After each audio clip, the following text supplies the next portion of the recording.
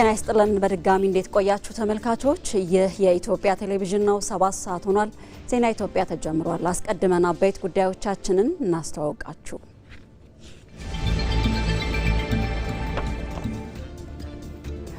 የገበታ ፕሮጀክቶች የቱሪዝም መዳረሻዎችን ከማስፋፋት በተጨማሪ ኢትዮጵያዊ አብሮነትንና ብዝሃነትን የሚያንጸባርቁ እየሆኑ መጥተዋል።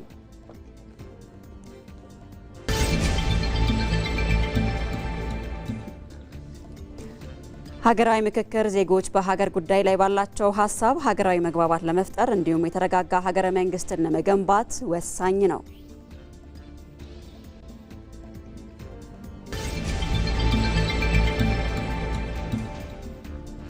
በአሜሪካና በኢራን መካከል የሚደረጉ ውይይቶች በተወሰኑ ነጥቦች ላይ ተስፋ ሰጪ ቢሆንም በሆርሙዝ ሰርጥ ያለው ወታደራዊ ፍጥጫ ግን የቀጠናው ስጋት ሆኗል።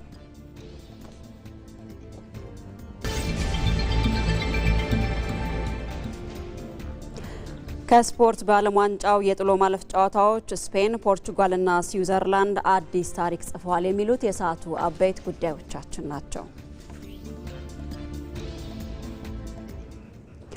ዜና ኢትዮጵያን እየመራው ነጻነት ፍቅሩ አብሬያችሁ ቆይታ አደርጋለሁ። አብራችሁን ቆዩ።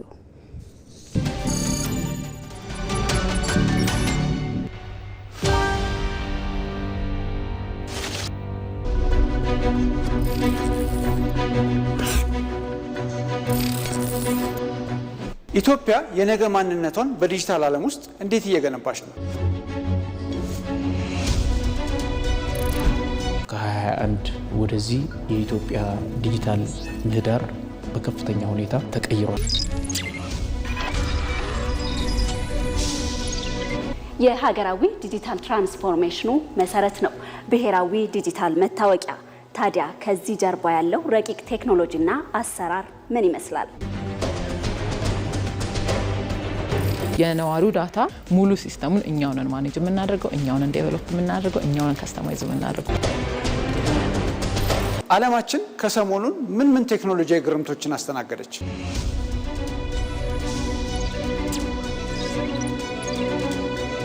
እነሆ የነገውን ዓለም ሊያስመለክቶ በዛሬ ልህቀቶች ሊያስገርመው ቴክት ለዛሬ ምሽት 12 ሰዓት ቀጠሮ ይዟል። በኢቲቪ ዜና ቻናል እንዲሁም በተለያዩ የዲጂታል አማራጮቻችን ይጠብቁ።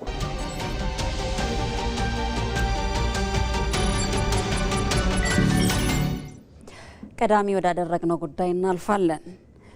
ጠቅላይ ሚኒስትር አብይ አህመድ በደቡብ ኢትዮጵያ ክልል በአርባ ምንጭ ከተማ የተሰሩ የኮሪደር ልማት ስራዎችን ጎብኝተዋል። እውነቱን ደግሞ በተንቀሳቃሽ ምስል ተከታትለን እንመለስ።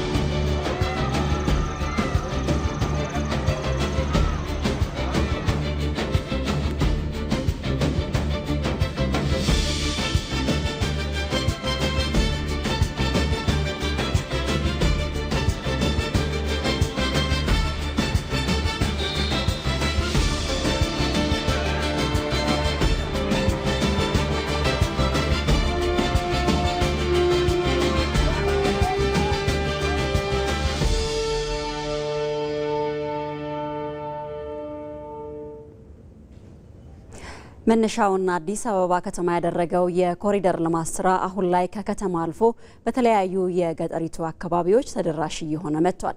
የገጠር ኮሪደር ልማት ስራ የገጠሩን ማህበረሰብ የኑሮ ሁኔታ በማሻሻል ዜጎች አዳዲስ የሚባል የአኗኗር ዘይቤ እንዲከተሉም እያደረገ ይገኛል። መሀሪ አለሙ በጉዳዩ ላይ ተጨማሪ ዘገባ አለው። ከተማን ጽዱ ውብና ሳቢ በማድረግ ዜጎችን በዘመናዊ ሳቢ የተቃኘ አኗኗር የተወጠነው ታላቅ እቅድ አህዱ ብሎ የጀመረው በአዲስ አበባ ልብ ላይ ነበር። የኮሪደር ልማት ስራ በጅማሮ የአዲስ አበባን የተጎሳቆሉ ሰፈሮች መልክ ቀይሮ በከተማዋ ደም ስሮች ውስጥ ይፈሱ የነበሩ ቆሻሻ ያዘሉ ወንዞችን ታሪካቸውን አድሶ ለዓይን የሚማርኩና ለሕይወት የሚስማሙ አስደማሚ የህዝብ መዝናኛ ያደረጋቸው። ዛሬ አዲስ አበባ የምሽትና የቀን የሰዓት ልዩነት ሳይገድባት ተሽከርካሪዎችና እግረኞች በነፃነት የሚተሙባት ምቹና ማራኪ ገጽታ የተላበሰች የዋና ከተሞች አውራ ሆናለች። ታዲያ ይህ ከተማን የማስዋብና አኗኗርን የማዘመን አድማስ በአዲስ አበባ አልተገደበም። የስልጣኔና የከተሜነት ዘይቤን በማላበስ የክልል ከተሞችን ገጽታ እያደረሰ የመጣው ይህ ሞገድ ዛሬም በዚህ አላበቃም።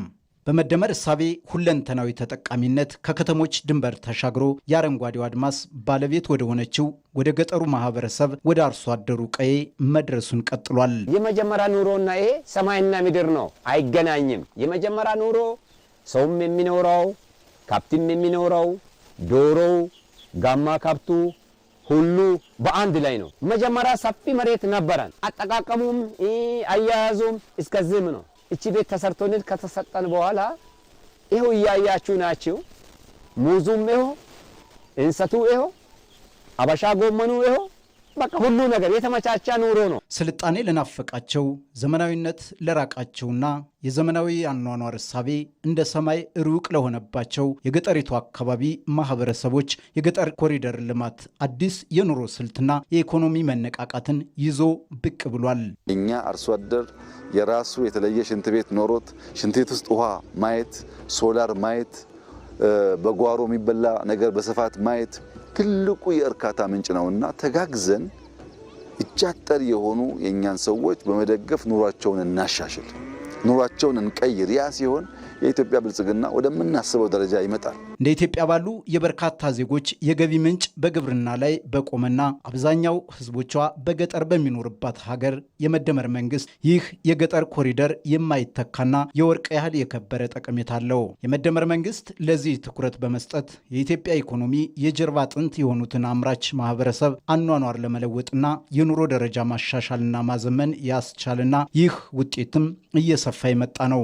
የዚህ ሸቲ ዋነኛ ዓላማ በሃውስሆልድ ሌቭል አርሶ አደሩ ህይወቱን ካልቀየረ የአኗኗር ዘይቤው ካልተቀየረ በስተቀር በሀገር ደረጃ የምናስበውን ብልጽግና አናረጋግጥም። ልማት የማይለምን ሀገር የማይለምን ቤተሰብ መፍጠር የሚቻለው በቤተሰብ ደረጃ ምን አይነት ቀለም መቀባት እንዳለበት፣ በጓሮ ምን አይነት አትክልት መትከል እንዳለበት፣ ስንት ዶሮ ስንት የሚታለብ ላም እንዳለው ሁሉ ኢንተርቪን ማድረግ ያስፈልጋል። ሰለጠነው ዓለም ይሄ ነውር ነው። በሰው ቤት የአኗኗር ዘዬ መንግስታት ጣልቃ መግባት የለባቸውም። እንደኛ ባሉ ባላደጉ ሀገራት ግን መንግስታት ድርብ ኃላፊነት ስላለባቸው በሃውስሆልድ ሌቭል ጣልቃ እየገቡ የህንፃዎቻችሁ ቀለም መመሳሰል አለበት፣ በረንዳችሁ መጽዳት አለበት ብለው ኢንተርቪን ካላደረጉ በቀር ያማረ የተዋበ ሀገር መስራትም ማስረከብም አንችል። አዲስ አበባ መዳረሻውን ደግሞ የኢትዮጵያን እያዳረሰ ያለው የኮሪደር ልማት ስራ የዜጎችን የኑሮ ጥራት ከመቀየር ባለፈ ምርትና ምርታማነትን ለማሳደግም መሰረት እየጣለ ይገኛል። እነዚህ ስራዎች የዜጎችን በር እያንኳኩ ኑሯቸውን ማሻሻልና ማበልጸግ ማህበረሰብን በማስተሳሰር የገጠሩን ነዋሪ ህይወት እያደሰ የሚገኘው የገጠር ኮሪደር ልማት ሰሞኑን ውቧ አርባ ምንጭንና አካባቢዋ ደርሶ አረንጓዴውን ገጽታ በስልጣኔና በዘመናዊነት እያዋዛው ይገኛል። ዛሬ ከከተማ የጀመረው ብርሃን ገጠሩን እያበራ የኢትዮጵያን የብልጽግና ጉዞም ከጫፍ እስከ ጫፍ ማድረሱን ቀጥሏል።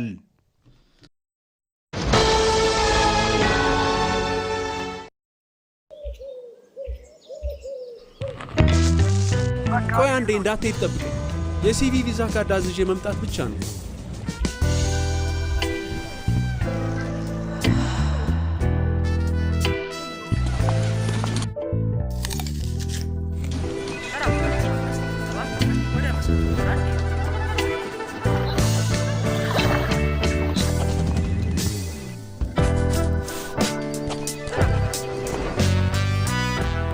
ባንኮ በመዳፎ በያዙት ስልኮ ቤቶ ድረስ ከተፍ ይላል። ሰላም ጤና ይስጥልኝ።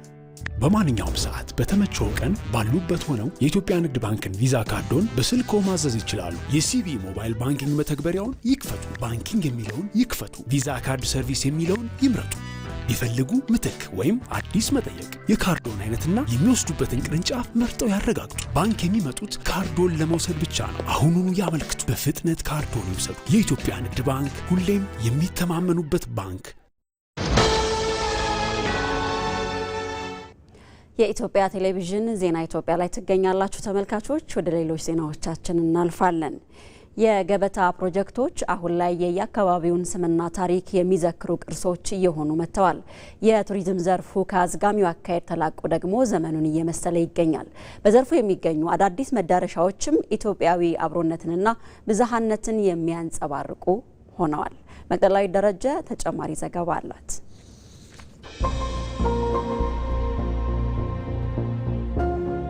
ጎርጎራ ላይ የወሰነው ሪዞርት ጎንደርና ባህር ዳርን እየለወጠ ነው።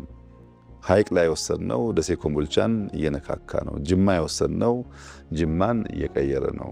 ወይም ደግሞ ጅጅጋ የወሰነው የሸበሌ ሪዞርት እንደዚሁ ጅጅጋን እየቀየረ ነው።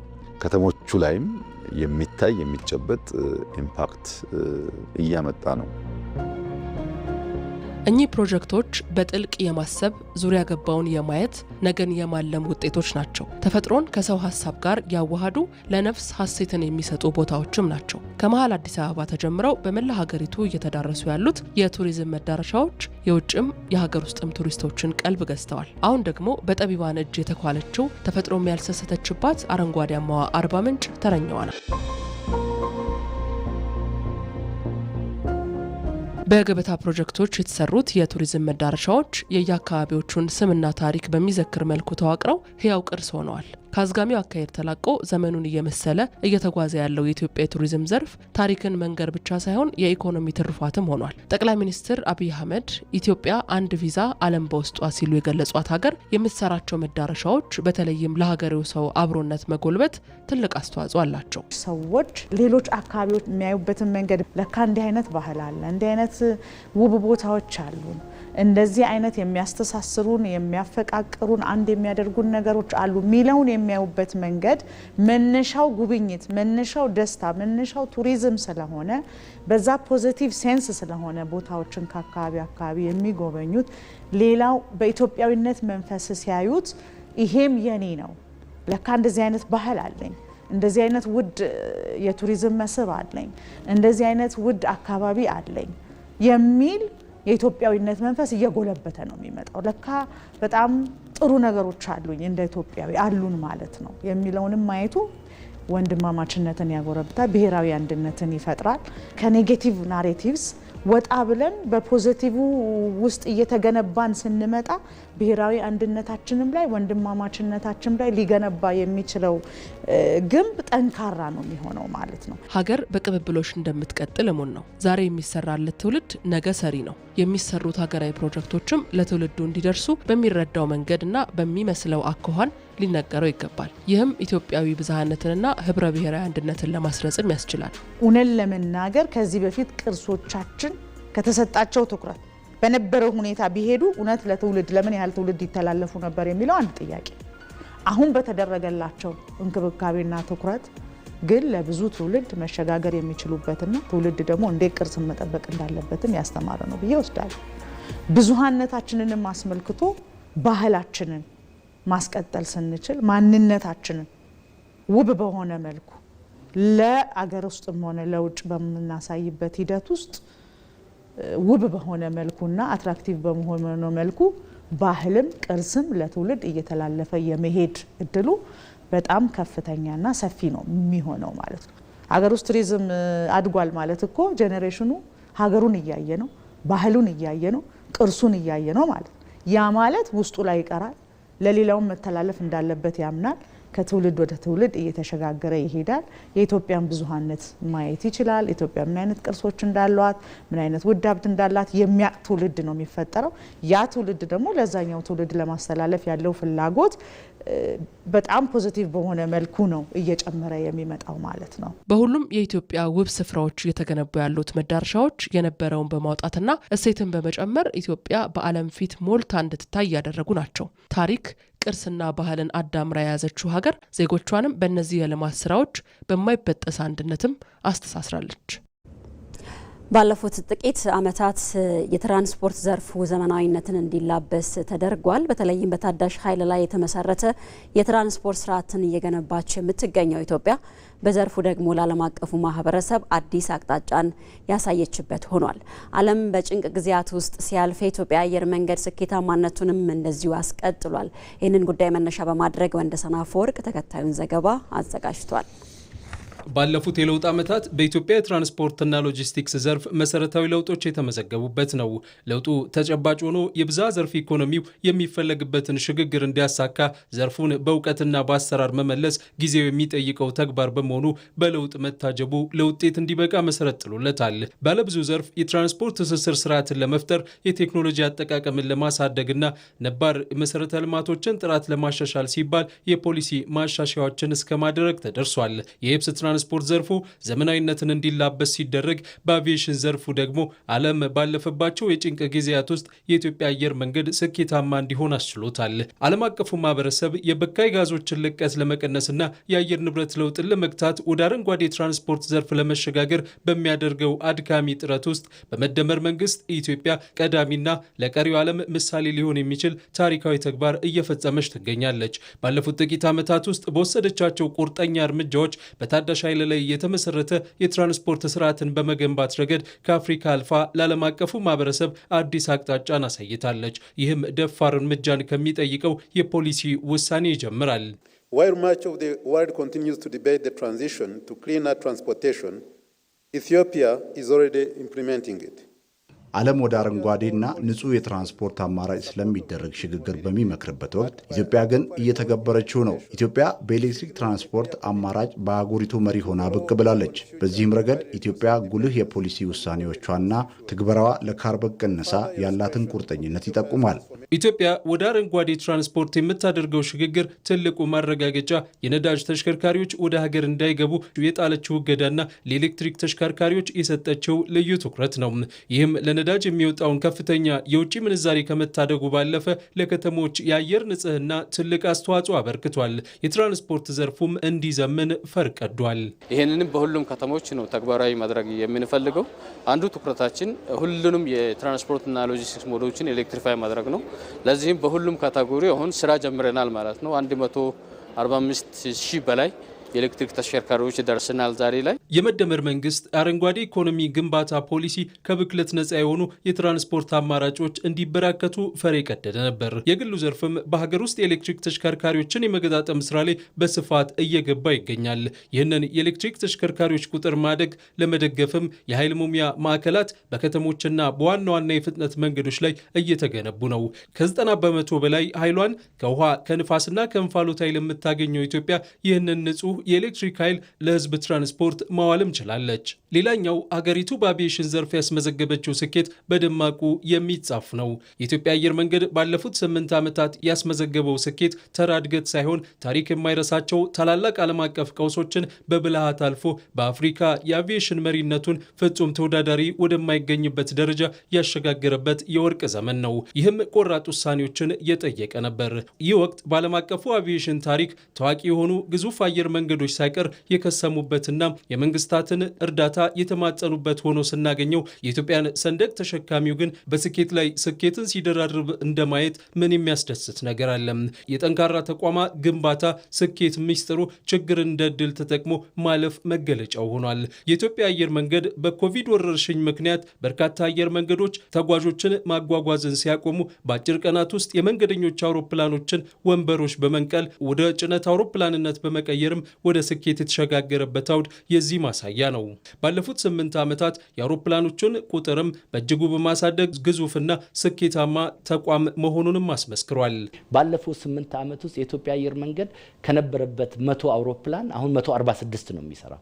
እጅግ በጣም ትልቅ ጃምፕ ነው። እንግዲህ በ80 ዓመት ያልተጓዝነውን በዚህ በ8 ዓመት ይሄ በከፍተኛ ሁኔታ መወንጨፍ አይነት ነገር ወይ ደግሞ የሊፖርድ አይነት ዝላይ ነው የዘለን ነው። በ5 ዓመት ጊዜ ውስጥ የኢትዮጵያ አየር መንገድ 117 አዳዲስ አውሮፕላኖችን ይቀበላል። እነዚህ የምንቀበላቸው 117 አውሮፕላኖች ለዓለም አቀፍ አገልግሎት የምንጠቀምባቸው አውሮፕላኖች ናቸው። አሁን የኢትዮጵያ አየር መንገድ በሌላ ታላቅ ግዳጅ ላይ ይገኛል። በዓመት 100 ሚሊዮን መንገደኞችን ማስተናገድ የሚያስችለውን ግዙፍ የአውሮፕላን ማረፊያ እየገነባ ነው።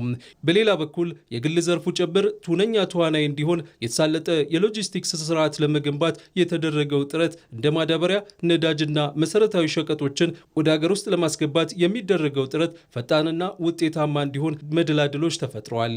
የመደመር እሳቤ የወለደው የፖሊሲ ማሻሻያም የትራንስፖርትና ሎጂስቲክስ ዘርፉ በጠንካራ መሰረት ላይ እንዲቀመጥና ለብዝሃ ዘርፍ ኢኮኖሚው አሳላጭ ሀዲድ እንዲሆን ፈርቀዷል።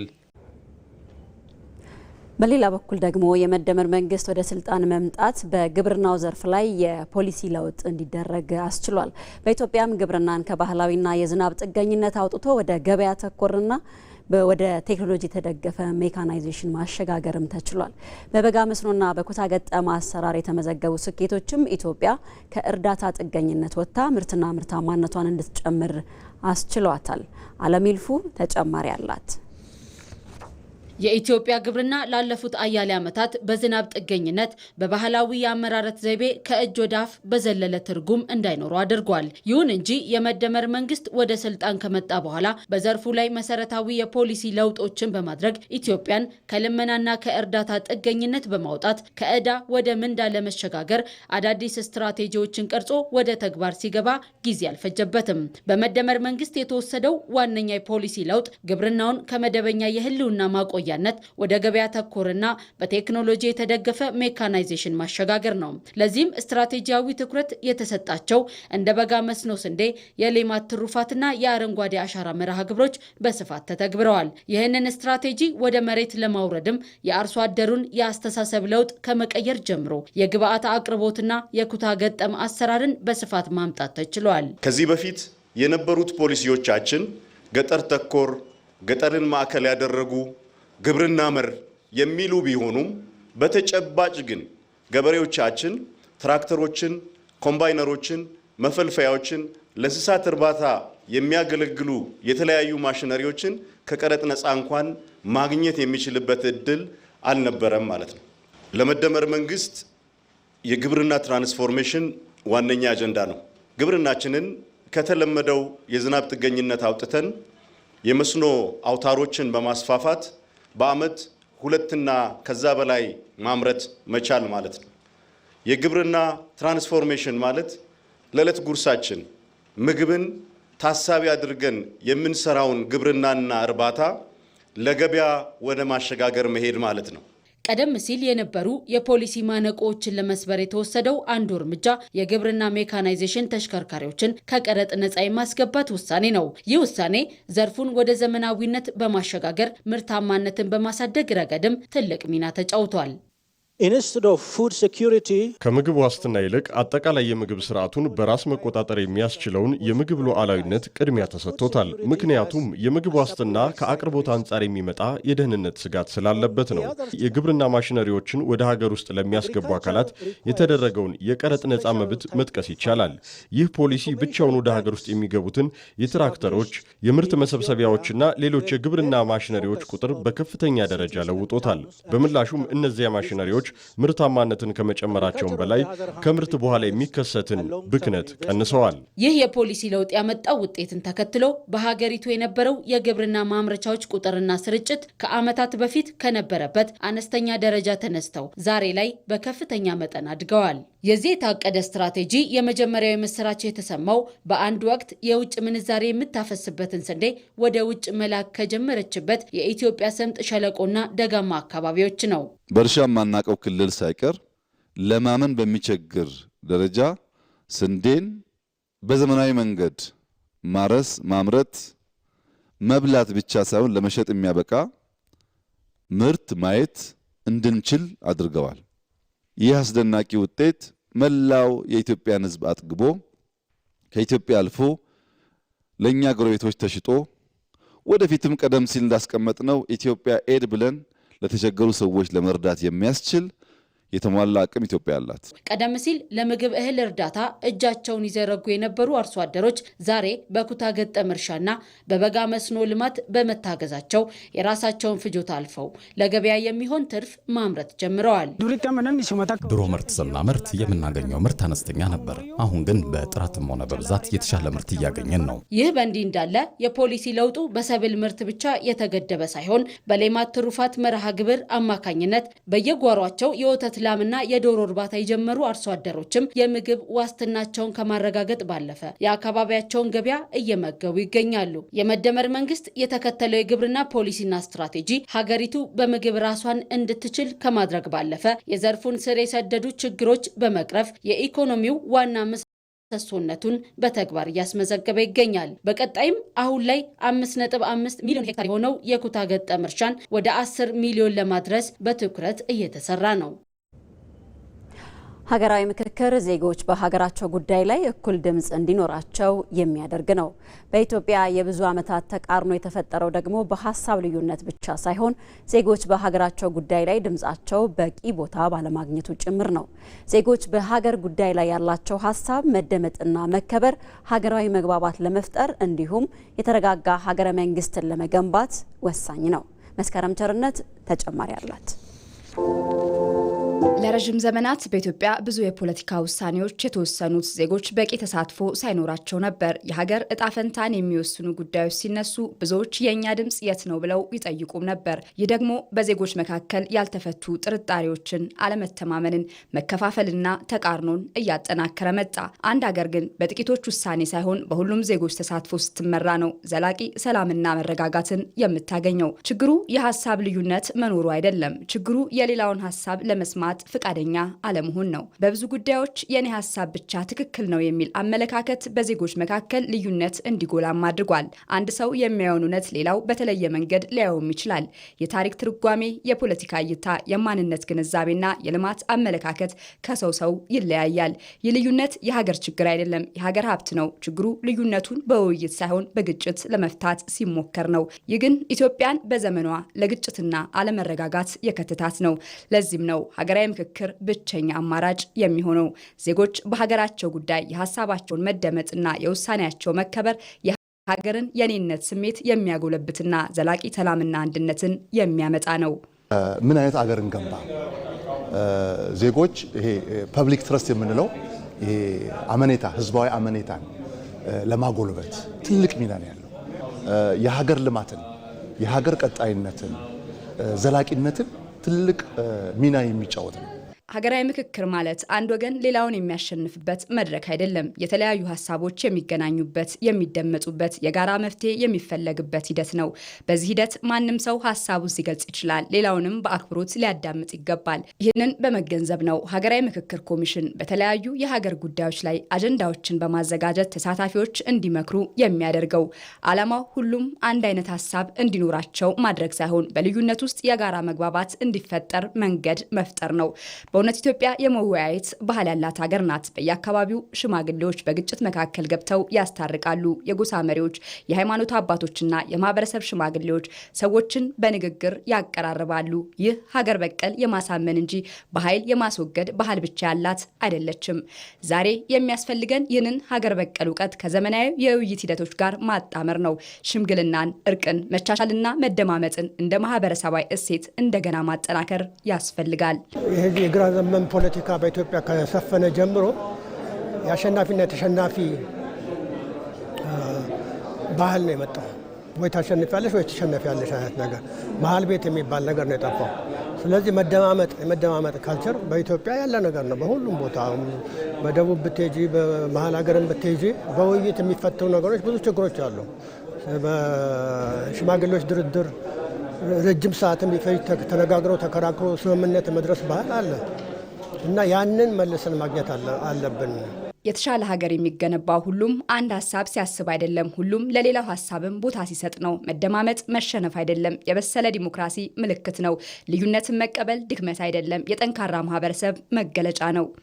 ሰከን ያለ ትዕግስት የተላበሰ አወያየት መናገር ብቻ ሳይሆን ማዳመጥም መቻል፣ የሌላውን አስተያየት ለመረዳትና ዋጋ ለመስጠት መሞከር ይጠበቃል። ምክንያቱም እኔ ብቻ ነኝ ትክክል፣ የኔ ሀሳብ ብቻ ነው ትክክል፣ የኔ አቋም ብቻ ነው ትክክል የሚለው አመለካከት ለአንዴም ለሁሌም መቅረት አለበት።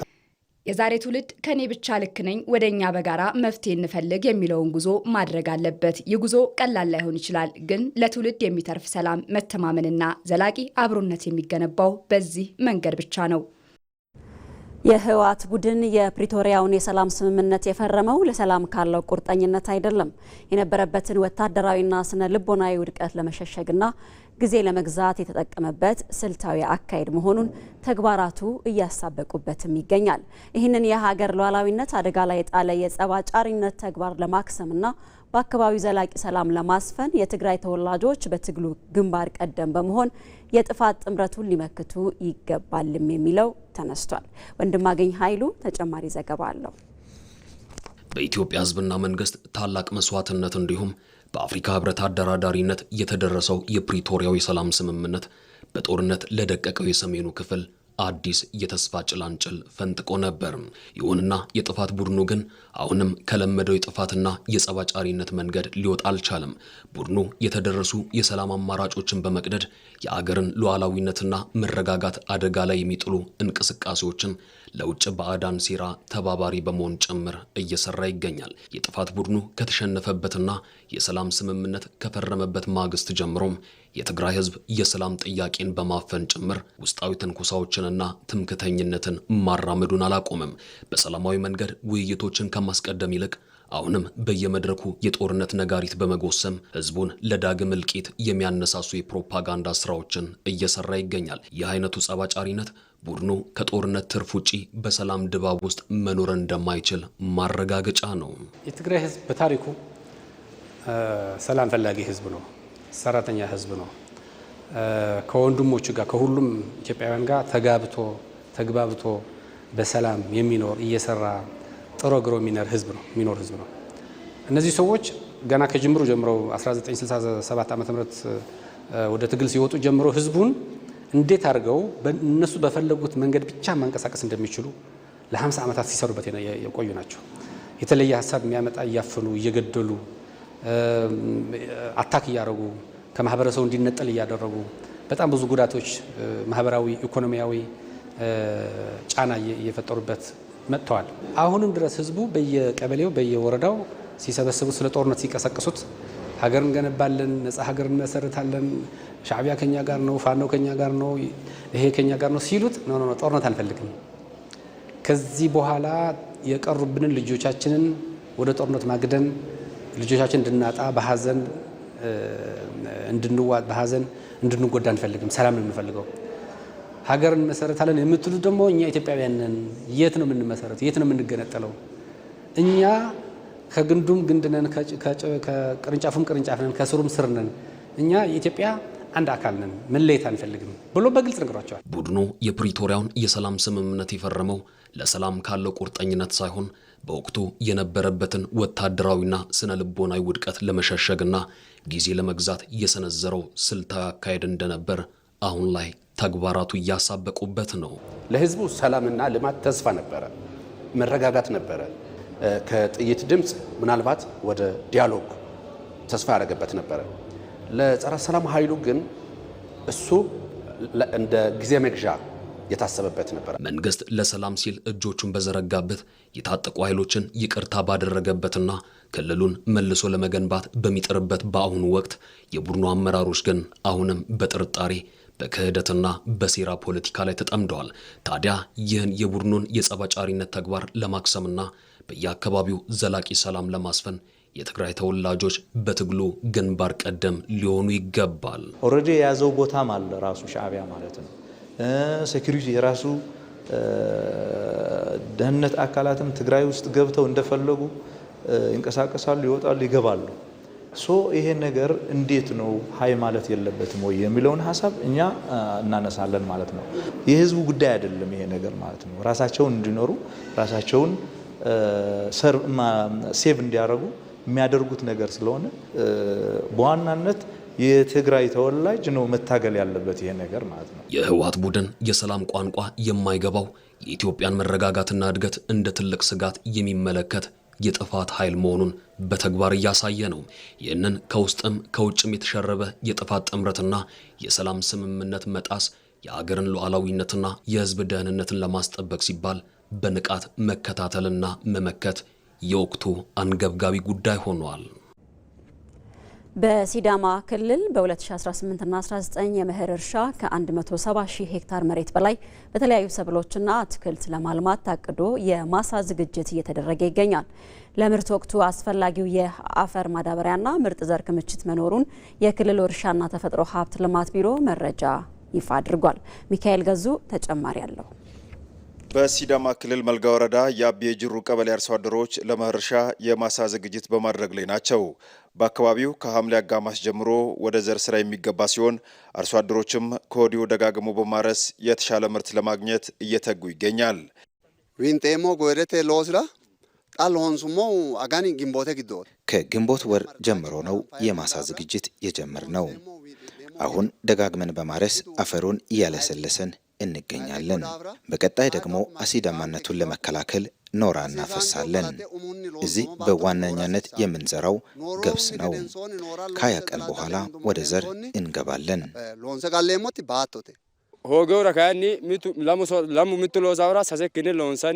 እኛ በጋራ በኩታ ገጠም ነው የምንሰራው።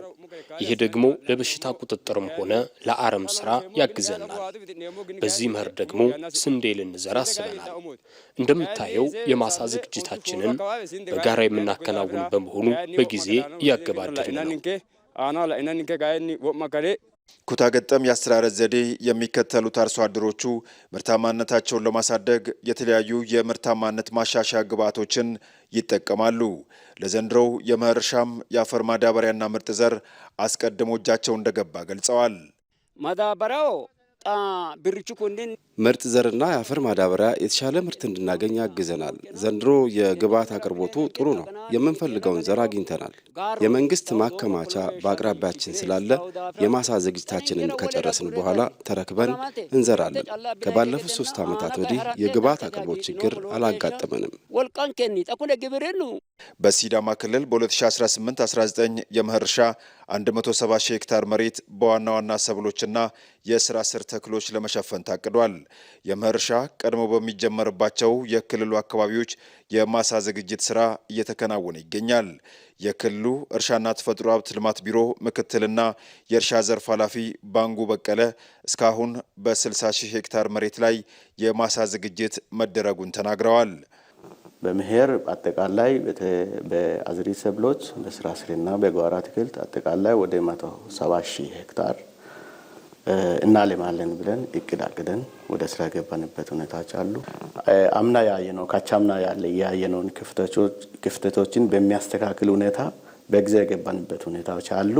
አሁን በጣም በጥሩ ሁኔታ ሄደን 40% አካባቢ ከ60 ሺህ ሄክታር በላይ ማሳ ዝግጅት ተዘጋጅቶ አርሶ አደሮቻችን በጣም ርብርብ እያደረጉ ናሉት። በደጋማው የክልሉ አካባቢዎች ያለውን የአሲዳማነት ችግር ለማከም የሚውለውን የኖራ ግብዓት በማቅረብ ከምርት ወቅቱ የተሻለ ውጤት ለማግኘት ታቅዷል። በክልሉ ለበልግ መኸርና ለበጋ መስኖ ልማት ስራዎች በዓመት ከ300 ሺህ ኩንታል በላይ የአፈር ማዳበሪያ ጥቅም ላይ ይውላል። በክልሉ በመኸር ከሚለማው እርሻ 15.4 ሚሊዮን ኩንታል በላይ ምርት ይጠበቃል። ቱሪዝም እንደ ሀገር ካለው ከፍተኛ ጠቀሜታ አንጻር ኢትዮጵያ ደግሞ ዘርፉን ከሀገር ዋና ዋና የምጣኔ ሀብት ምሰሶዎች መካከል አንዱ በማድረግ በትኩረት እየሰራችበት ደግሞም ኢኮኖሚዋን እያሳደገችበት ትገኛለች። ይህንን ጉዳይ መነሻ በማድረግ ተስፋዬ ጫኔ ተጨማሪ ዘገባ አለው። ቱሪዝም በተደጋጋሚ ጊዜ ጭስ አልባው ኢንዱስትሪ ተብሎ ይጠራል። ለዚህ ደግሞ ዋነኛው ምክንያት ዘርፉ እንደ ሌሎች ታላላቅ ፋብሪካዎች የአካባቢ ስነ ምህዳርን የሚበክል ጭስ ሳያወጣ ለአንድ ሀገር ከፍተኛ የኢኮኖሚ ጥቅም ማበርከት መቻሉ ነው።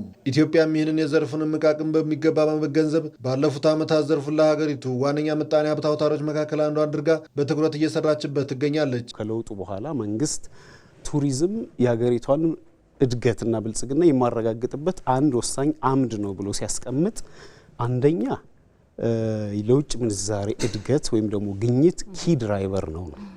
ቱሪዝም የውጭ ምንዛሬ ግኝትን በማመንጨት ረገድ ወደር የሌለው ዘርፍ ነው። እንደ ሌላ ሴክተር ኤክስትራክቲቭ በሆነ ሀብትን በመበዝበዝ ወይ ደግሞ ሀብትን በሌላ አሁን የልማት ዘርፎችን ብንመለከት ተፈጥሮም ይሁን ሰው ሰራሽ ሀብቶች ላይ እሱን ኤክስፕሎይት በማድረግ ላይ የተመሰረተ ነው። የቱሪዝም ዘርፍን ስንመለከት ግን ነን ኤክስትራክቲቭ ያሉንን ሀብቶች ያሉንን ጸጋዎች ጠብቀን አልምተን ተደራሽ አድርገን አስተዋውቀን ጎብኚዎች መጥተው ስላዩና ስለጎበኙ ብቻ ኤክስፔሪየንስ ስላደረጉ ብቻ ዶላር የሚከፍሉበት ዘርፍ ነው። ከኢቲቪ ዳጉ ዝግጅት ክፍል ጋር ቆይታ ያደረጉት እነዚህ የዘርፉ ባለሙያዎች እንደሚሉት ቱሪዝም የተፈጥሮ የባህል የታሪክና የሃይማኖት ሀብቶችን በመጠቀም ከፍተኛ ገቢ የሚያስገኝ ዘርፍ ነው።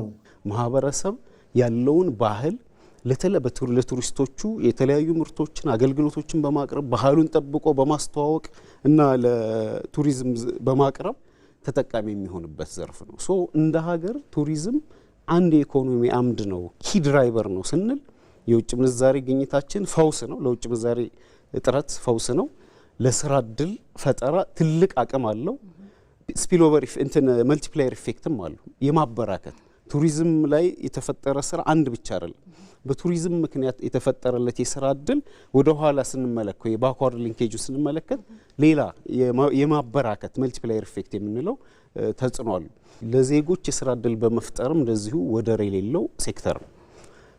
በቀጥታ ብቻ ሳይሆን ቀጥተኛ ባልሆነ መንገድ ሁሉ ሌሎች ሴክተሮችን ሁሉ የማነቃቃት አቅም አለው። ሶ በውጭ ምንዛሬ ግኝት ስናየው የስራ የመፍጠር አቅሙን እንግዲህ ገና ሰርተን የተወሰነ ሰርተን ባየነው ውጤት እንኳን በጣም ከፍተኛ የሆነ ለዜጎች ዲሰንት የሆነ የስራ እድል መፍጠር የሚችል ዘርፍ ነው ማለት ነው። ከዚህም ባሻገር ሰፊ የስራ እድልን በመፍጠር የውጭ ምንዛሬን በማስገኘትና የሀገርን በጎ ገጽታ ለዓለም አቀፍ መድረክ በማስተዋወቅም ትልቅ አቅም አለው።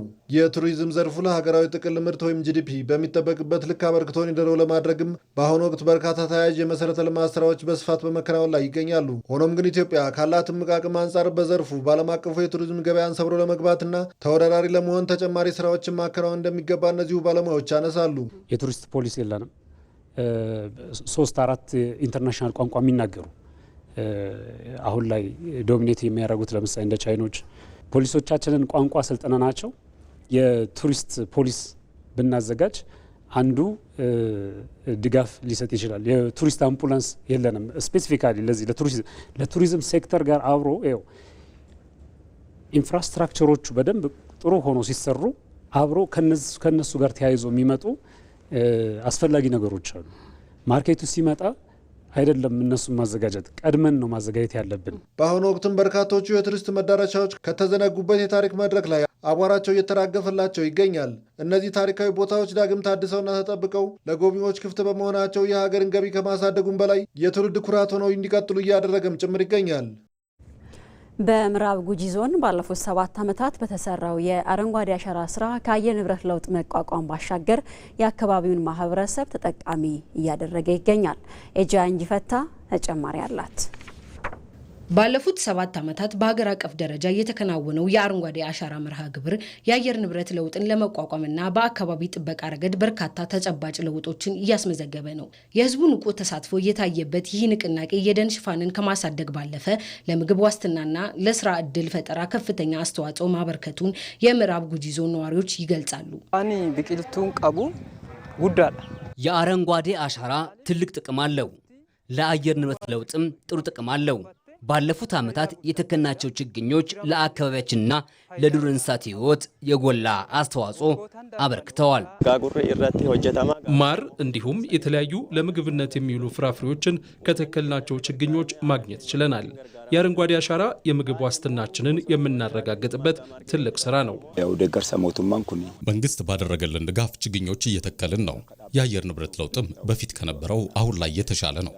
መትከል ብቻ ሳይሆን የተከልናቸው ችግኞችንም እየተንከባከብን እንገኛለን። በኦሮሚያ ክልል በምክትል ርዕሰ መስተዳደር ማዕረግ የማህበራዊ ክላስተር አስተባባሪ አቶ ሳዳት ነሻ የአረንጓዴ አሻራ ስራን ባስጀምሩበት ወቅት መርሃ ግብሩ ከክረምት በጎ ፈቃድ አገልግሎት ጋር ተሳስሮ እንደሚከናወን ገልጿል። ሰገንታ አብዲ ዳቡ ጀዱን ተስፋን መትከል በሚል መሪ ቃል በሚከናወነው የዘንድሮ የአረንጓዴ አሻራ መርሃ ግብር በኦሮሚያ ክልልም በርካታ ችግኞች ይተከላሉ። እኛም በኦሮሚያ ክልል የችግኝ ተከላ መርሃ ግብር በይፋ ሲጀመር በጉጂ ዞን አባያ ወረዳ ተገኝተን ችግኞችን ተክለናል። በክረምቱ ወቅት የአረንጓዴ አሻራ ብቻ ሳይሆን የተለያዩ የበጎ አድራጎት ስራዎችንም እየሰራን ነው። ባለፉት ዓመታትም በአረንጓዴ አሻራ በተሰሩ ስራዎች ህብረተሰቡን ተጠቃሚ የሚያደርጉ በርካታ ለውጦችም ተገኝተዋል። የምዕራብ ጉጂ ዞን አስተዳዳሪ አቶ አዱላ ሀርቢዬ በዞኑ በተሰሩት የአረንጓዴ አሻራ ስራ ውጤቶች መመዝገባቸውንና ህብረተሰቡን ተጠቃሚ የሚያደርጉ ስራዎች እየተሰሩ መሆናቸውን ተናግሯል። ከዚህ በፊት እዚህ አካባቢ የአየር ንብረት ለውጥ በጣም ያስቸግር ነበር። ባለፉት ዓመታት ግን በተተከለው ችግኝ አየር ንብረት ለውጡ እያስተካከለ ነው። ትልቅ ለውጥም እያሳየ ነው። አረንጓዴ አሻራ ለወጣቶቹ ሰፊ የስራ ዕድል የሚፈጥርና ህብረተሰቡንም ተጠቃሚ የሚያደርግ ነው። ኢትዮጵያ በአየር ንብረት ለውጥ ምክንያት የሚደርሱ ጉዳቶችን ለመቀነስና የተጎዱ መሬቶች እንዲያገግሙ የጀመረችው የአረንጓዴ አሻራ መርሃ ግብር 8ኛ ዓመቱን ይዟል። ባለፉት 7 ዓመታት በተከናወነው መጠን ሰፊ የችግኝ ተከላን እና እንክብካቤ ስራ በዓለም አቀፍ ደረጃ እውቅና ያገኘ ስኬት ማስመዝገብ ተችሏል። የጂኦፖለቲካዊ ውጥረቶችና የሀያላን የሽኩቻ መድረክ በሆነው በአፍሪካ ቀንድ የኢትዮጵያ የባህር ባለቤትነት ጥያቄ እውን መሆን ለቀጠናው ሰላምና ዋስትና ይሰጣል። ኢትዮጵያ ባለፉት ዓመታት ያከናወነቻቸው ስራዎች የራሷን መጻኢ ዕድሏን ከመወሰን ባሻገር ዳግም የጂኦፖለቲካ ማዕከልነቷን ያረጋገጠችበት ጭምር ሆኗል። ዝርዝሩ እንደሚከተለው ይቀርባል። የጂኦፖለቲካዊ ማዕበል በሚያናውጠው የአፍሪካ ቀንድ የኢትዮጵያ ብሔራዊ ህልውናና ዘላቂ የኢኮኖሚ ትንሣኤ ከቀይ ባህር ዳርቻዎች ጋር በደም የተሳሰረ ነው። ተፈጥሮና የታሪክ ሁኔታዎች በግልጽ እንደሚመሰክሩትም አባይና ቀይ ባህር የዚህ ታላቅ ሀገር የህልውና የደም ስሮች ናቸው። ኢትዮጵያን ስታስብ ቀይ ባህር ትላለ፣ ኢትዮጵያን ስታስብ አባይ ትላለ። አባይንም ቀይ ባህርንም ለመቆጣጠር ያሰፈሰፉ አካላት በሙሉ ወደ አካባቢው ሲመጡ ቀድሞ የሚያገኙት የሁለቱን ውሃዎች ባለቤት እንደመሆኑ ከኢትዮጵያ ጋር ተጋፍተዋል። በኢትዮጵያ ሀገረ መንግስት ግንባታ ታሪክ መጀመሪያ ስንጀምር ከጥንቱ ስንጀምር የአክሱማይት ስልጣኔ ምንበል የቅድመ አክሱማይት ስልጣኔ ምንበል መጀመሪያ አጀማመሩን የምናገኘው ከቀይ ባህር ዳርቻ ነው። ቀይ ባህር ጋር ያላት ግንኙነትና የአባይ ምንጭ መሆኗ የኢትዮጵያን ታሪክ የሚወስኑት እነኚህ ስልታዊ እና መልክዓ ምድራዊ አቀማመጦች ናቸው። የገባንባቸውን ጦርነቶች ብናይ ከድሮም ጀምሮ በተለይ ከውጭ የሚመጡ ጦርነቶች በአብዛኛው ወይም ሙሉ በሙሉ ማለት ይቻላል በቀይ ባህር በኩል ነው ወደ ኢትዮጵያ የገቡት። የአክሱም ስርወ መንግስት የጥንቱን ዓለም ስልጣኔ በቁጥጥሩ ስር ያደረገው በአዶሊስ ወደብ በኩል በፈጠረው ደማቅ የንግድ ትስስር ነው። የኢትዮጵያ ዘመናዊ ታሪክም ቢሆን ፈተናውም ሆነ ድሉ በቀጥታም ሆነ በተዘዋዋሪ ከቀይ ባህር ሞገድና ከባዕዳን ኃይሎች የፍላጎት ግጭት ጋር የተቆራኘ ነው። የአክሱም ስርወ መንግስት በነበረበት ወቅትም ይህን አካባቢ ኢትዮጵያ ነበረች ስትቆጣጠር የነበረው። በአዶሊስ በኩል የንግድ ግንኙነት ነበርና ትልቅ የንግድ ግንኙነት ከውጭ ጋር የሚደረጉ ግንኙነቶች በሙሉ ንግድ ብቻ ሳይሆን ሌሎችም የዲፕሎማሲ ግንኙነቶች በባህር በር በኩል ይካሄድ እንደነበረ ይታወቃልና በጣም የረዥም ዓመት ታሪክ ነው ያለው። ሲጀመርም እነኚህ አካባቢዎች የኢትዮጵያ የቀይ ባህር የኢትዮጵያ የወሰን መሆኑን የሚያሳዩ በእኛም ብቻ ሳይሆን ሌሎችም የሚመሰክሩት ታሪክ ነው። ኢትዮጵያ በታሪኳ ያጣችው የባህር በር መብት በውስጥ ድክመቶች፣ በውጭ ሴራዎችና ከሀገር ጥቅም በላይ የግል ፍላጎትን ባስቀደመ የተነጠቀችው እንጂ ተፈጥሮ የከለከላት አይደለም። ተበላሽ የፖለቲካ ባህል አማካኝነት ሁሉም ነገር ወደ ጦር ግንባር በማለታችን ልዩነቶቻችንን በሰላማዊ መንገድ መፍታት ባለመቻላችን ኢትዮጵያን ስትራቴጂካሊ ስልታዊ በሆነ መንገድ ከቀይ ባህር ነቅሎ ለማውጣት በተደረገ ጥረት ኢትዮጵያ ከቀይ ባህር ተገፍታ በተራራዎቿ ያላግባብ እንድትሸሸግ ተደርጓል። እንዲያውም የተባበሩት መንግስታት የባህር ህግ አንቀጽ 69ና አንቀጽ 125 የባህር በር የሌላቸው ሀገራት በአካባቢያቸው ካለው ባህር የተፈጥሮ ሀብት እኩል የመጠቀምና የመሸጋገሪያ ዓለም አቀፍ መብት እንዳላቸው በግልጽ ይደነግጋል።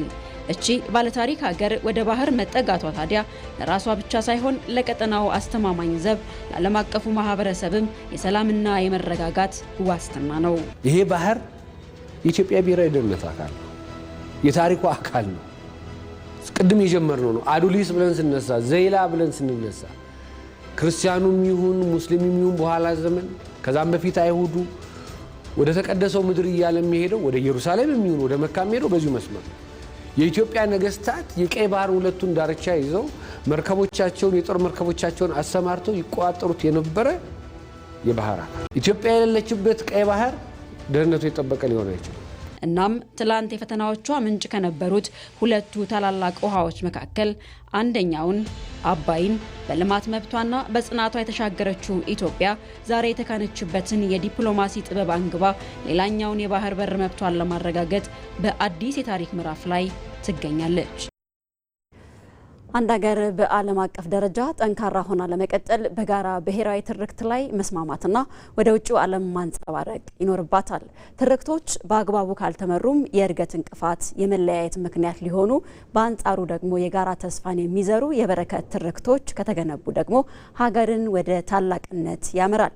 የኢትዮጵያ ብሔራዊ ጥቅሞች ከትላንት ይልቅ ለመጪው የጋራ ትርክት መገንቢያ መሳሪያዎች ናቸው። ብሩክታይት ተገን ይህንን ጉዳይ መነሻ አድርጋ ተከታዩን ዘገባ አዘጋጅታለች። የዓለም ሀያላን ሀገራት የገነቡት ኢኮኖሚ ወይንም ወታደራዊ አቅም ብቻ ሳይሆን ማንነታቸውን፣ ደረጃቸውንና ዓላማቸውን በዓለም መድረክ ላይ የሚያንጸባርቁበት ጠንካራ ትርክትን ጭምር ነው። ይህም በሌሎች ሀገራት ዘንድ እንዲከበሩና እንዲፈሩ ከማድረግ ባለፈ ሀያላን ተብለው ለመጠራት አስችሏቸዋል። ሀገራት ትርክትን ከተረት አሻግሮ የአንድን ማህበረሰብ የጋራ ማንነት፣ የወዳጅና ጠላት መስመር እንዲሁም የወደፊት ርዕይ የሚወሰንበት ስልታዊ መሳሪያ አድርገው የተጠቀሙትም ለዚህ ነው።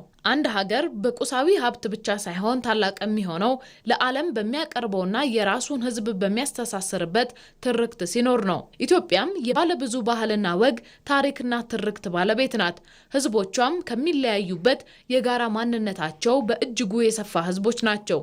ይሁን እንጂ ይህንን ልዩነት የሚያሰፉ ለእድገቷ ሳይሆን ለመጠፋፋት ምክንያት በማድረግ የተጠቀሙ በታሪኳ ቀላል የሚባሉ አይደሉም። አንድ ማህበረሰብ በተንሸዋረረ ትርክት ውስጥ ሲወጠር የሚኖረው ትላንት ውስጥ ነው። ይህ ደግሞ የሀገርን እድገት በእጅጉ ይገታል። ዋናው ጠላታችን ለሆነው ድህነት ለህልውናችን አደጋ እየሆኑ ይመጣል።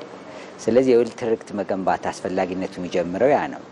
ስለዚህ ማንኛውም ማህበረሰብ ለእኛም አዲስ አይደለም፣ እኛ ብቻ አይደለንም፣ ክፍተቶቹ ያሉብን ዓለም ላይ አለ። ስለዚህ የወል ትርክት በመገንባት ያን ችግር ያለፉ አገሮች አሉ። የእድገታችንም ላይም ዋና ጠላታችን ድህነት ማሸነፍ ላይም የጋራ ትርክት የምንገነባው አንድ ዓላማችንን ለማሳካት ነው። ያም ድህነት ለመውጣት ህልውናችን የሀገሪቷን ህልውናን የራሳችን ህልውናን ለማረጋገጥ ነው። ስለዚህ ለአንድ ሀገር እድገት የወል ትርክት መገንባት ግዴታ ነው። ሀገር የምትገነባው እኛ እነማን ነበርን ከሚለው ይልቅ ነገ እኛ እነማን መሆን እንፈልጋለን በሚለው የጋራ ህልም ላይ ትርክት ሲገነባ ብቻ ነው። ትርክትም ትላንት የነበሩ ክስተቶች ብቻ ሳይሆኑ ለነገ ተስፋ የምናደርጋቸው ዛሬ እየተሰሩ ያሉ የልማት ስራዎች የሚፈጥሩ ትስስር ጭምር ነው። ካለን የውሃ ሪሶርስ አንጻር እኛን ለመበተን ለማጥፋት የሚንቀሳቀሱ ውጫዊ ኃይሎች አሉ። ኢንተርናሊ የድህነት ችግር አለብን። ስለዚህ ያን ግብ ማሸነፍ የጋራ ሊያስተሳስሩን የሚገቡ ናቸው። ያለፈ ወርቃማ ጊዜ የለንም እንኳን ብለን ካሰብን የወደፊት ወርቃማ ጊዜ እንዲኖረን ያስተሳስረናል። ለልጆቻችን፣ ለራሳችን በዛ ግቦችም ላይ መተሳሰር እንችላለን። ስለዚህ ለአንድ ሀገር ግንባታ የጋራ ኮመን ናሬቲቮችን ወሳኝ ይሆናሉ። ልዩነቶቿ የጥንካሬ መገለጫ ብቻ እንዲሆኑ የጋራ ብሔራዊ ጥቅሞቻችንን እንደ አንድ የጋራ ትርክት መገንቢያ መጠቀም አስፈላጊ ነው። የህዳሴ ግድብን እንውሰድ። የህዳሴ ግድብ እንደውም ዳግማዊ አድዋ ነው የሚባለው። ለምን ሌላውን ትተሽ እስከ 15000 ሰራተኛ ነበር እዛ የሚሰራ የነበረው። እንደ አድዋ ጦርነት ከሁሉም ጥግ ከሁሉም ቦታ እዛ ስራ ፈለጋ ሄዶ አብሮ 9000 ነው ያንን ግዙፍ አሻራቸውን የጣሉት። ያ የኢትዮጵያዊነት መገለጫ ነው ማለት ነው። የብሔራዊ ጥቅምን ሊያጎለብት ሊያሳድግ ይችላል በሚል መንፈስ ትልልቅ ፕሮጀክቶችን የተለያዩ ቦታዎች ኢትዮጵያ ውስጥ እንገነባና ተለያዩ ብሔሮች የተወጣጡ ሰራተኞች የሚኖሩበት በሚሆንበት ጊዜ በዛ ሞሜንት አብረው በሚኖሩበት አብረው በሚሰሩበት ጊዜ የበለጠ ይተዋወቃሉ። የበለጠ መተዋወቅ ደግሞ የበለጠ መከባበርን ያመጣል። እንደዛ የሚሆንበት ወደዛ አቅጣጫ የሚያመራን ስራዎች፣ ተግባሮች፣ እንቅስቃሴዎች ማድረግ አለብን ማለት። ብሔራዊ ጥቅሞቻችንን ለወል ትርክት ግንባታ መጠቀምም ኢትዮጵያን ከትላንት ቁስል አላቆ ወደ ነገ ብሩህ ተስፋ የሚያሻግር ብቸኛው መንገድ ነው። በኢትዮጵያ የሚገኙ ጥብቅ የተፈጥሮ ሀብቶችን በዘመናዊ ቴክኖሎጂ ለመከታተል ለመጠበቅና ለመቆጣጠር የሚያስችል ስራ እየተሰራ ነው። ይህንን የሚያግዝ አትላስ የተሰኘ አዲስ የድረገጽ መተግበሪያም ይፋ ሆኗል። በሚቀጥሉት ሳምንታት ስራ የሚጀምረው መተግበሪያው የኢትዮጵያ ስፔስ ሳይንስና ጂኦስፓሻል ኢንስቲትዩት ከኢትዮጵያ የዱር እንስሳት ጥበቃ ባለስልጣን ጋር በጋራ በመሆን ያበለጸጉት ነው። በመጀመሪያው ምዕራፍ በተለይ ለባሌ ተራሮች ብሔራዊ ፓርክና ለሰንቀሌ ቆርኪዎች መጠለያ አገልግሎት እንዲሰጥ ተደርጎ ተዘጋጅቷል። ወይንሸት ደጀኔ ተጨማሪ አላት። ማለዳ የሰማዩን መጋረጃ ቀዶ የሚወጣው የፀሐይ ብርሃን በመጀመሪያ የሚያርፈው ከከተማው ግርግርና ጭንቅንቅ ርቀው በሚገኙት በእነዚህ ለምለምና ውብ የተፈጥሮ ስፍራዎች ላይ ነው። የእነዚህ ጥብቅ ስፍራዎች መኖር ለዱር እንስሳቱና ለእጽዋቱ ሕልውና ብቻ አይደለም፣ በቀጥታም ሆነ በተዘዋዋሪ በቱሪዝም ዘርፍ በዙሪያቸው ለሚኖሩ ማህበረሰቦች ብሎም ለመላ ኢትዮጵያ የሚሰጡት እሴት የላቀ ነው። ለዚህም ነው የተፈጥሮ ሀብቶቻችንን በቴክኖሎጂ የተደገፈ ጥበቃ ለማድረግ በትኩረት እየተሰራ የሚገኘው። በኢትዮጵያ የሚገኙ ጥብቅ የተፈጥሮ ሀብቶችን በዘመናዊ ቴክኖሎጂ ለመከታተል ለመጠበቅና ለመቆጣጠር የሚያስችል አትላስ የተሰኘ አዲስ የድረገጽ መተግበሪያ በይፋ ተመርቋል። የኢትዮጵያ ስፔስ ሳይንስና ጂኦስፓሻል ኢንስቲትዩትና የኢትዮጵያ የዱር እንስሳት ጥበቃ ባለስልጣን በጋራ ያበለጸጉት ይህ መተግበሪያ ለአካባቢ ጥበቃ ፖሊሲ አውጪዎች፣ ለዓለም አቀፍ አጋሮችና ለምርምር ተቋማት በማስረጃ ላይ የተደገፈ ከግምትና ከአድሎ የጸዳ እውነተኛ መረጃን በወቅቱ ለማቅረብ ያስችላል። ከ106ቱ ጥብቅ ቦታዎች የሁለቱን የባሌና የሰንቀሌን ብቻ እንደ ፓይለት ወስደን ሙሉ መረጃዎች ተሰብስበው ወደ ሲስተሙ እንዲገቡ ተደርገዋል ማለት ነው።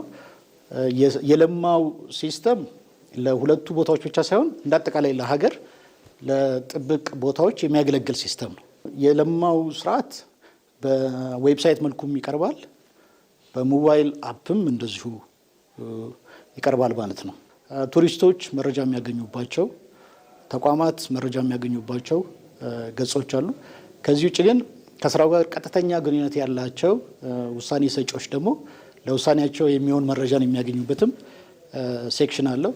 ተመራማሪዎች ደግሞ እንደዚሁ ከዚህ መረጃ የሚያገኙበትም እንደዚሁ ሴክሽን አለው ማለት ነው። የዱር እንስሳቶቻችንን ሕልውና ለመታደግና ደህንነታቸውን በዘላቂነት ለመጠበቅ አሁን ተፈጥሮና ዘመናዊ ቴክኖሎጂ እጅ ለእጅ ተያይዘዋል። በተለይ ሳተላይትን በመጠቀም እንዴት የዱር እንስሳትን መጠበቅ እንደሚቻል መከታተል እንደሚቻል አጠቃላይ ጥበቃ ቦታዎቻችን ላይ ያለውን የስነ ምህዳር ለውጥ በቀላሉ እንዴት ተከታትለን መወሰድ የሚገባቸውን አንዳንድ እርምጃዎች መውሰድ እንደሚቻል የሚያግዝ ነገር ነው።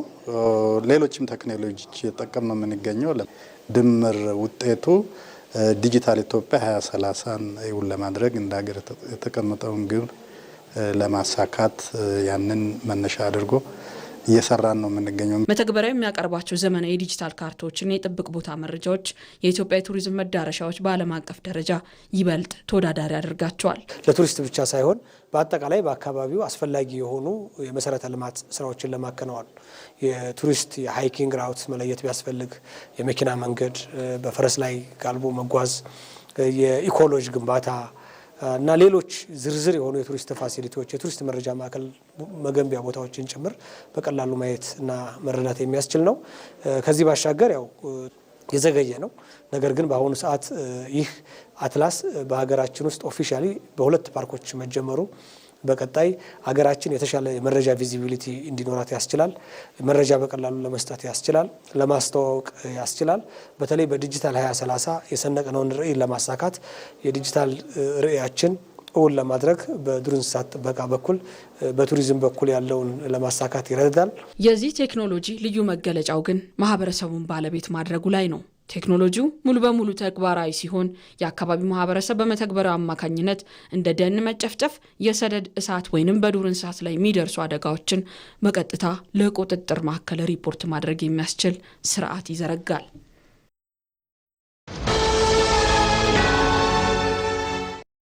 አመሰግናለሁ። መልካም ጊዜ ይመቻችሁ። አናቴ አንቺ ነሽ እኔን የምታግዢው።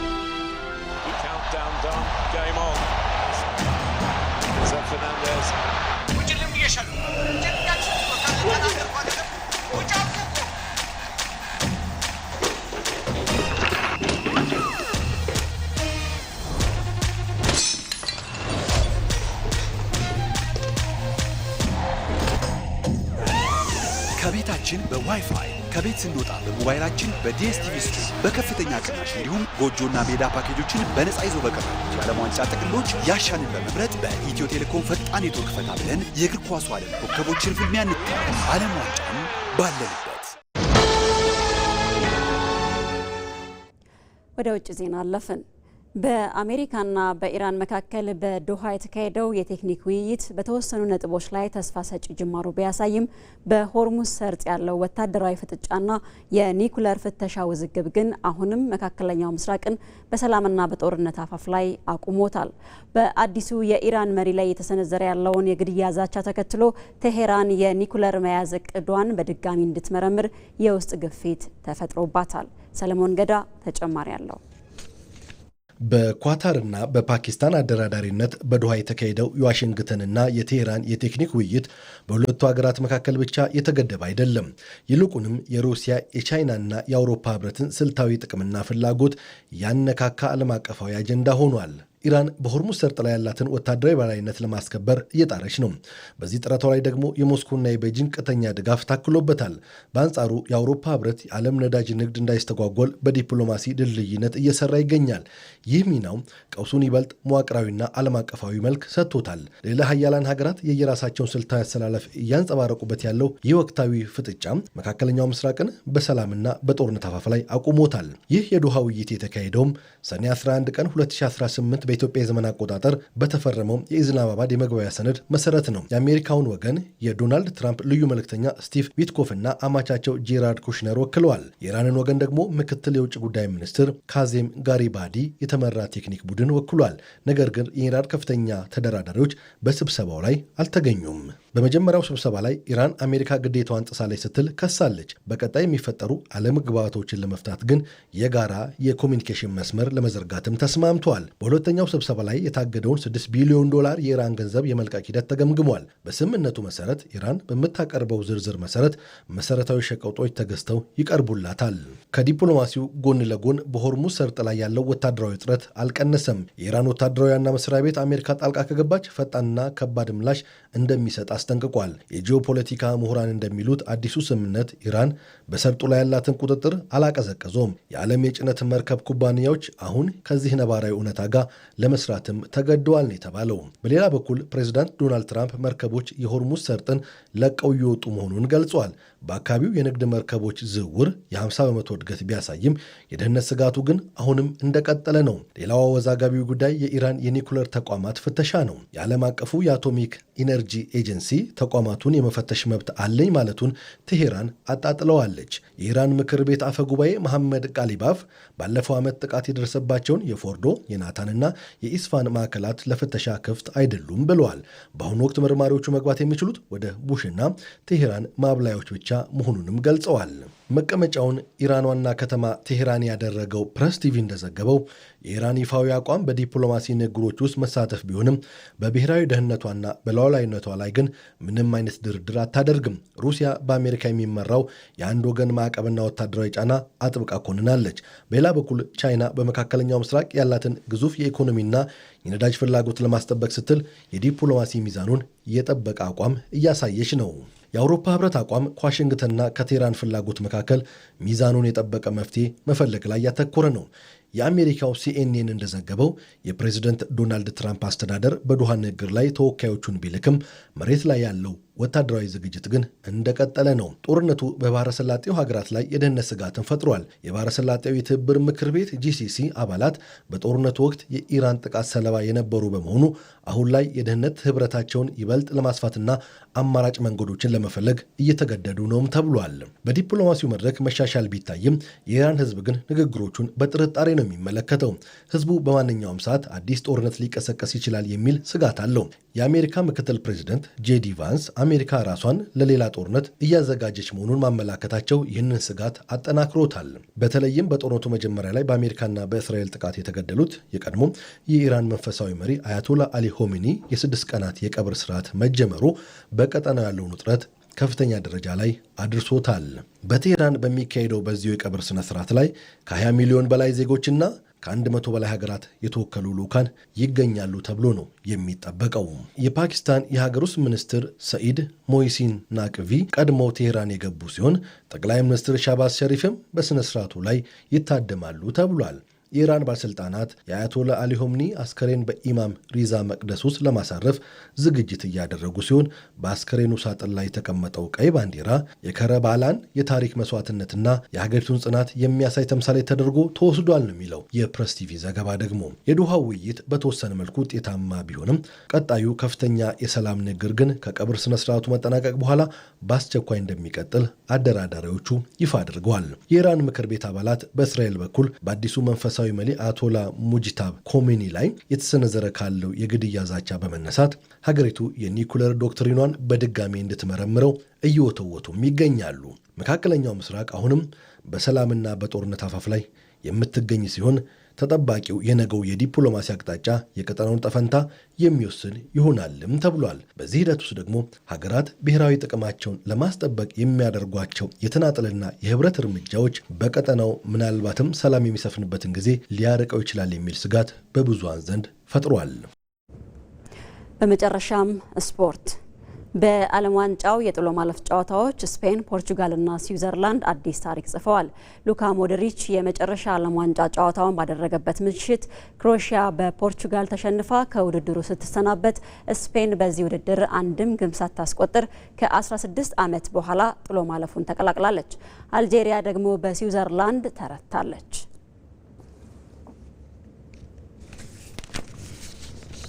ተመልካቾች ለዕለቱ ያዝናቸው የዜና ኢትዮጵያ ዜናዎቻችን እነዚህ ነበሩ። ዜናዎቹን እየመራው ነጻነት ፍቅሩ አብሬያችሁ ቆይታ አድርጌያለሁ። መልካም ጊዜ ነላችሁ።